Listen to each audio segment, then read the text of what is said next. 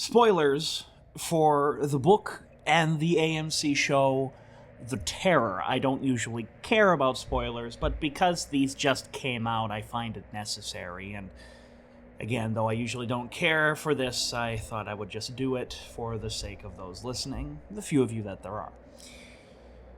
I have been obsessed with the Franklin expedition for several years. I had watched a bunch of documentaries on failed expeditions of Mount Everest and 1996 Everest disaster. Hell, I reviewed Everest and talked about it nonstop. The 1996 Everest disaster, which led me to the Franklin expedition.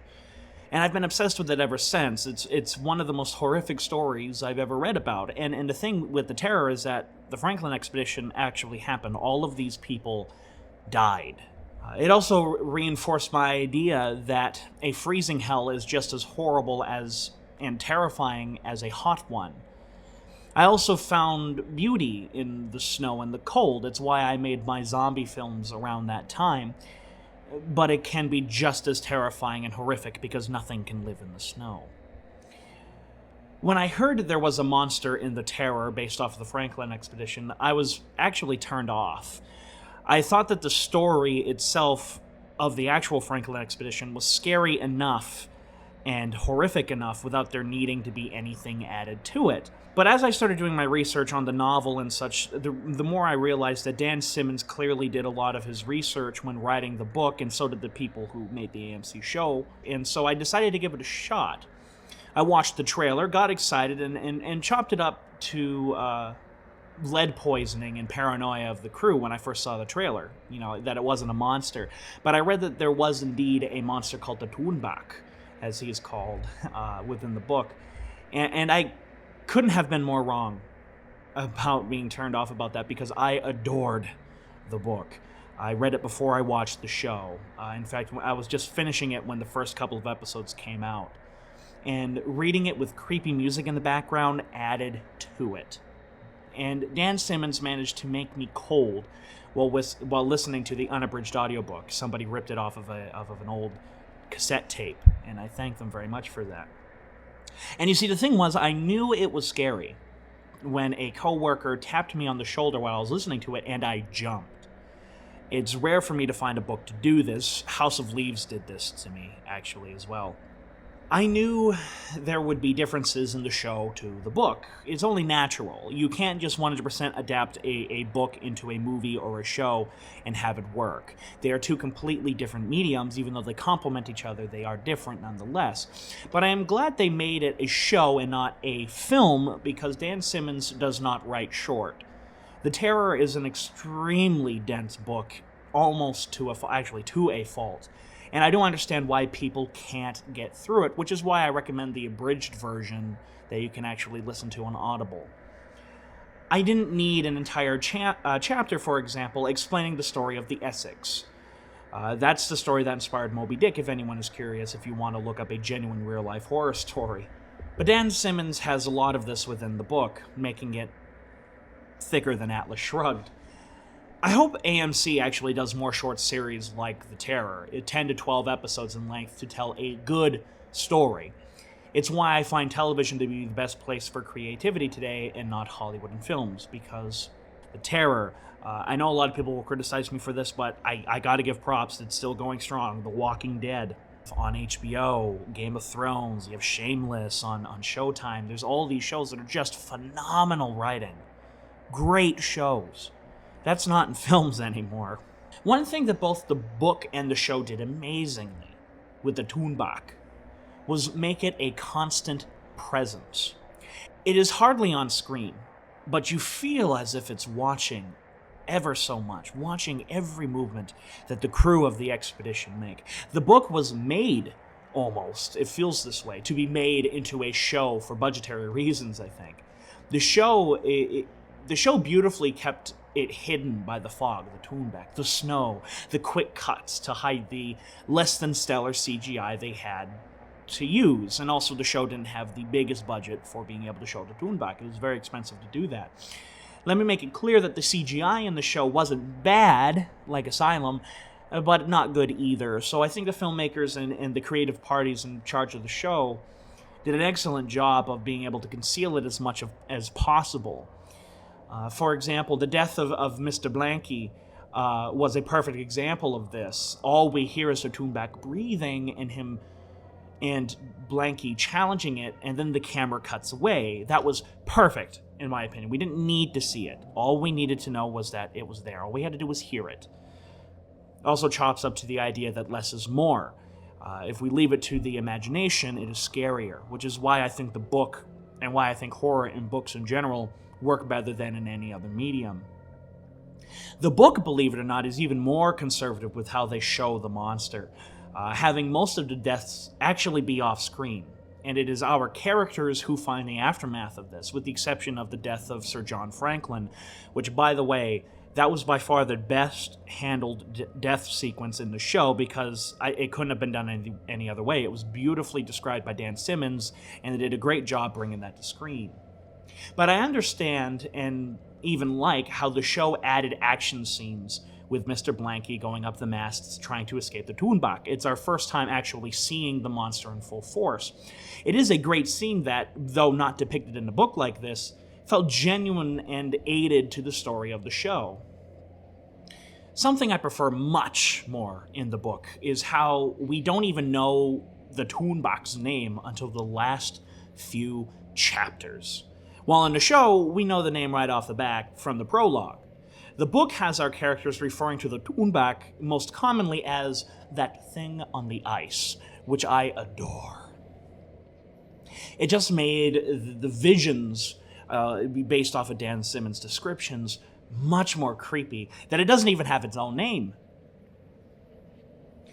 We know nothing about the thing until the last chapters, while the show depicts the beasts as being directly connected with the Inuit people instantly, again because of this prologue. The book has a big reveal with John Irving watching Lady Silence directly interacting with the Tuunbaq. I understand why the creators of the show changed this, because the show needs to be condensed and it needed to truncate some things, especially with 10 episodes. They truncated characters, combining a few and making others have smaller roles. John Irving was one of those characters who had a bigger role in the book, but a smaller role as a whole in the show, though he still handled extremely well in that show. The scene with Irving watching Lady Silence and the Tuunbaq is a disturbing scene that Simmons beautifully writes in excruciating detail. We see every little tiny bit of it, while the show sprinkles these throughout it. The book, in my opinion, is superior because it just hits you over the head with the information about the Tuunbaq, making you suddenly realize just how fucked all of our characters are, while again the show sprinkles it throughout the entire thing. Even then, Irving doubts he even saw it due to his growing sickness. So we can't be sure if it happened or not, shrouding everything in mystery and having us doubt our own characters. The show does not have this.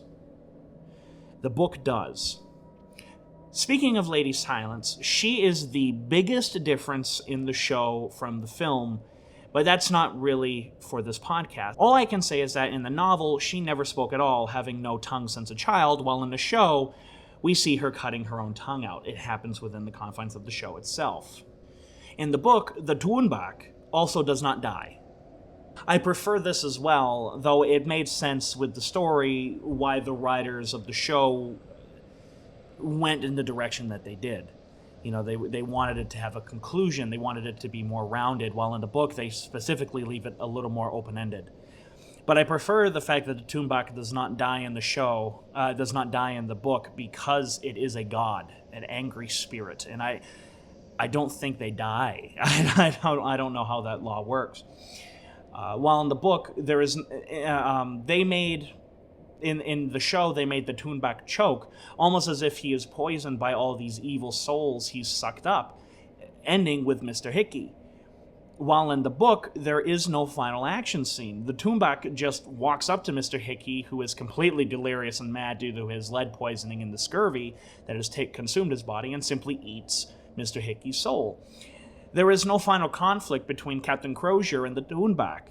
In fact, the book has it where Crozier makes a peace almost with the Tuunbaq. with the help of Lady Silence. Crozier cuts out his own tongue, just as Lady Silence did, and the Tuunbaq accepts this gift and lets him live. I believe the book ending fits better with the theme of the novel, the theme which is still present in the show, but not as prevalent. But this is for a different video. It also establishes that the Tuunbaq is not all that bad. Something set up in the show, but never really followed through. That's a fault in the writing of the show. Lady Silence managed to live so well because of her dedication and loyalty to the Tuunbaq. The creature constantly gives her seal meat and such to feed on, and then leaves her alone. It gives the Tuunbaq a bit more of a character, where it is like he is mean and savage to the men of the Franklin expedition, but not to those who swear loyalty to him. A lot of this is explained in the last few chapters of the book, The Terror, leaving us clueless and making the reader speculate as to the motives of the creature throughout the rest of it. I prefer this to the just beast made in the show, though I do love the close-ups on his face when he dies in the show, when we get a good look at his blue eyes, and we do see intelligence there other than evil. But the differences between the book and the show all make sense and never feel like they were at ends with each other. I know that Dan Simmons worked with the show creators quite a bit, so he was at least on board with what was going on. He wasn't like Mark Hamill from The Last Retard or George Lucas with Disney. This is a great way to adapt a book to screen, what they did with The Terror. It never felt like the mediums were combating each other, but instead almost complementing each other. It's similar to the 2001 books by Arthur C. Clarke and then the Stanley Kubrick film, where if you read the book and then watch it at the same time, they work together and makes the experience a whole hell of a lot more enjoyable. Though The Terror is not as symbiotic as that example for sure, there are many times it feels this way. Though I do prefer the book as a whole, I haven't stated the primary reason why. The book and the show's design of the Tuunbaq are vastly different, and though it is more left to the imagination in the book, as are all books, the images written by Dan Simmons struck more, for lack of a better term, terror in my mind than the show ever did. The show's design is much more demonic, with a flattened head. And it did go off the idea that the Tuunbaq was based off of a giant polar bear. But the book describes the Tuunbaq as having a long, swerving neck and black red eyes, which the show has a short neck, a flattened head, and blue eyes.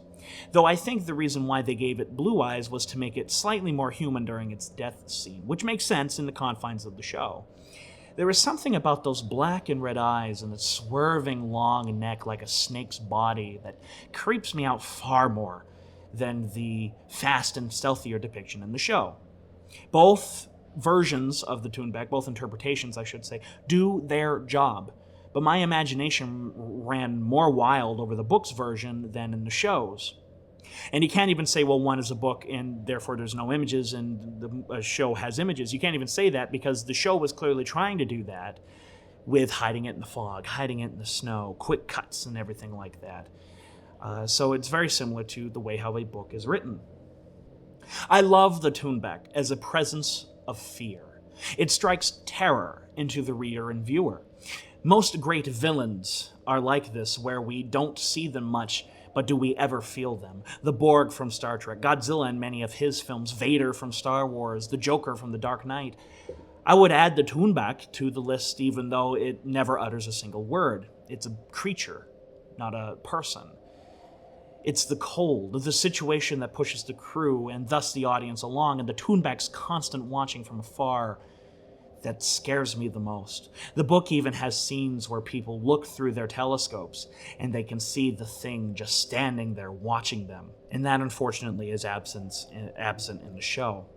This is a horrifying image straight from my worst nightmares, and I praise both the show and the books for creating such an enjoyable thing for me to fear and striking genuine horror in me when a lot of horror films just rely on jump scares. So in the end, like AN Productions on Facebook, follow our website, and all the links are down in the description below. Hit that subscribe button, And this is Adam Noyce of Van Productions saying sayonara.